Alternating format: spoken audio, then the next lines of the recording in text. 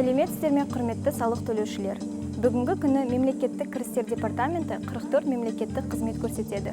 Оның 27-сі салық қызметі, 17-сі кедендік қызмет. Салық төлеушілер кабинетінің салық.kz веб-сайтының көмегімен мемлекеттік қызметтерді үйден немесе жұмыс орнынан шықпай алудың бірнеше нұсқалары бар. Мысалы, мемлекеттік қызметтерді электронды түрде алудың негізгі артықшылықтары. Тәулік бойғы қол жетімділік. Кез келген электронды құрылғыны пайдаланып, интернет арқылы сізге ыңғайлы кез келген геолокациядан қажетті қызметті алу. Қолдау қызметтерінің қызметтерді алуға көмектесетін виртуалды оператордың болуы. Кезектердің болмауы, жұмыс уақытын үнемдеу, салық есептілігі нысандарын толтыру кезінде қателіктер жібермеу, ұсынылған есептердің жеткізілуін растау, өтінімді қараудың әр кезеңіндегі ақпараттандыру, қызметті алудың белгіленген мерзімі. Салық төлеушілер кабинетінің салық.kz веб-сайтының көмегімен мемлекеттік қызметтерді үйден немесе жұмыс орнынан шықпай алудың көптеген нұсқалары бар.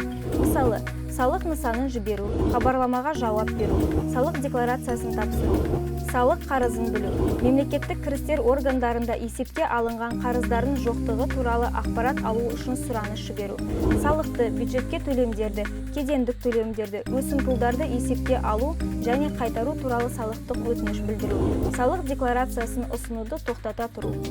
Электрондық үкіметтің egov.kz веб-порталы арқылы электрондық үндеу жіберу қызметі енгізілді. Әрбір салық төлеуші салық органына келмей, жеке кәсіпкерлікті тоқтату туралы салықтық өтініш жіберуге мүмкіндігі бар. Салық төлеушілерді тіркеу. Қосылған құн салығы төлеушілерін тіркеу есебі, Қазақстан Республикасындағы көздерден алынған кірістер мен ұсталған салықтардың мөлшері туралы анықтама беру, салықтық есептілігін ұсынуды тоқтата тұру, салық есептілігін қабылдау, салық есептілігін қайтарып алу, Еуразиялық экономикалық одақта тауарларын экспорты үшін салық нысандарын қабылдау. 3w.елиценз.kz электрондық лицензиялау порталы арқылы жеке кәсіпкерді ашу үшін сізге жеке кәсіпкер ретінде қызмет басталғаны туралы хабарламаны кәсіпкерлік қызмет орындаған салық органына жіберу қажет болады.